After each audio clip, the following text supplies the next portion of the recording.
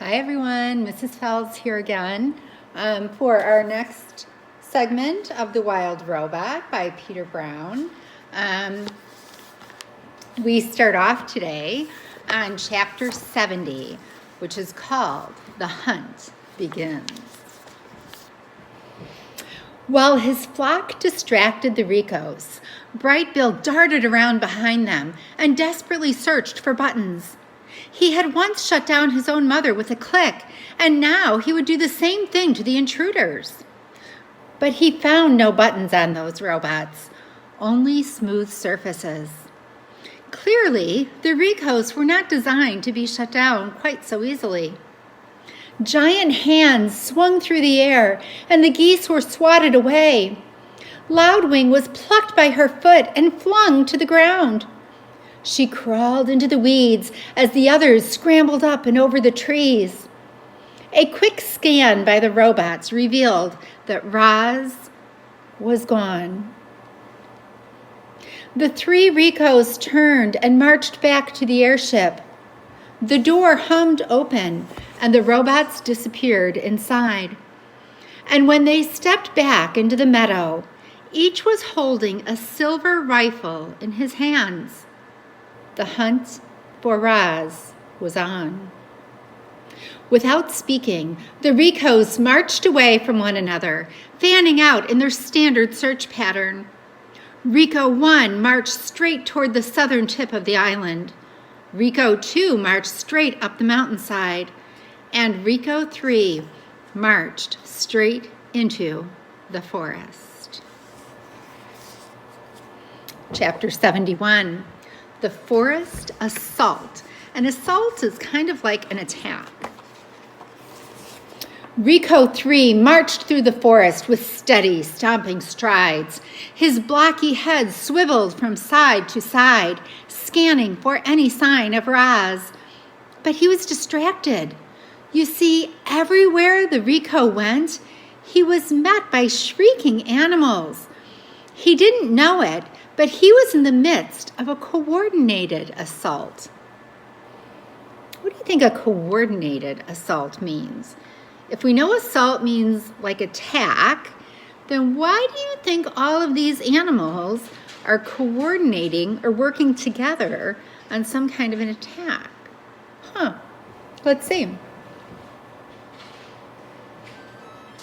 Swooper hooted orders from above. Hawks, sparrows, owls, dive in front of his eyes.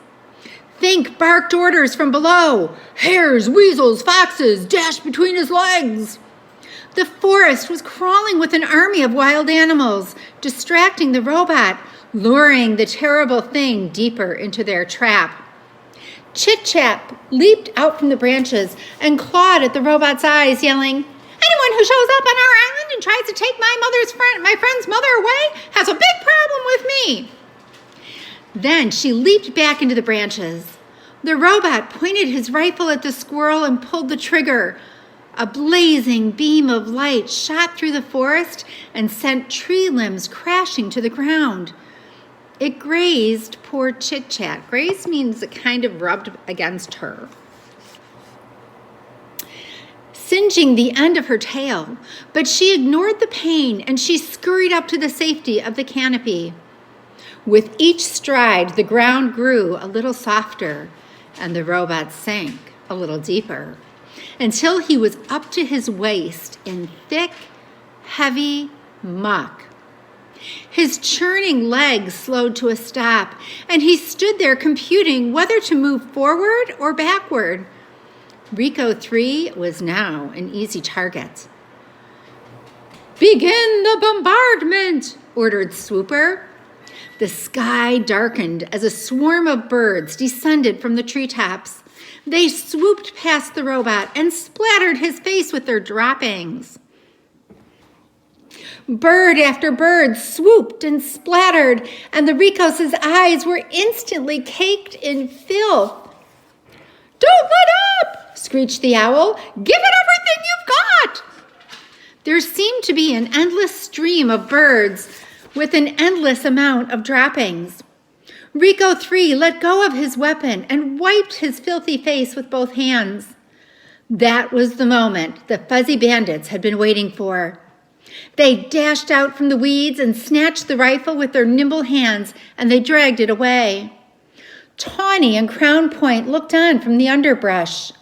The buck lowered his head, and the raccoons carefully placed the rifle upon his antlers.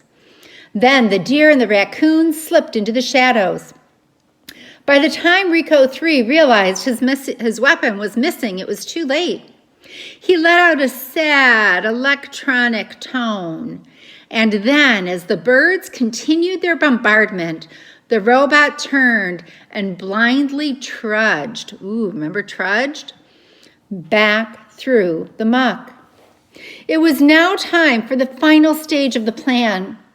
Broadfoot, the bull moose, emerged from the trees and stood directly in the path of the blinded robot.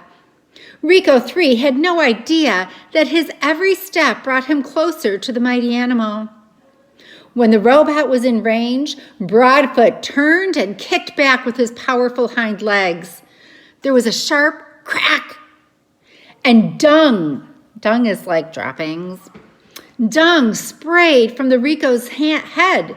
The moose kicked again, crack, and the robot's head flapped to one side. A tear in his neck exposed a tangle of silver tubes. But Rico 3's legs still kept pumping, so Broadfoot kept kicking. He pounded the robot's head with his heavy hooves, denting and crashing it into an ugly shape, and with one final crack, the head broke loose, soared through the air, squelched into the muck, and the headless robot fizzled and smoked. His legs ground to a halt, and he never moved again. And here is a picture of the head of Rico 3. Okay.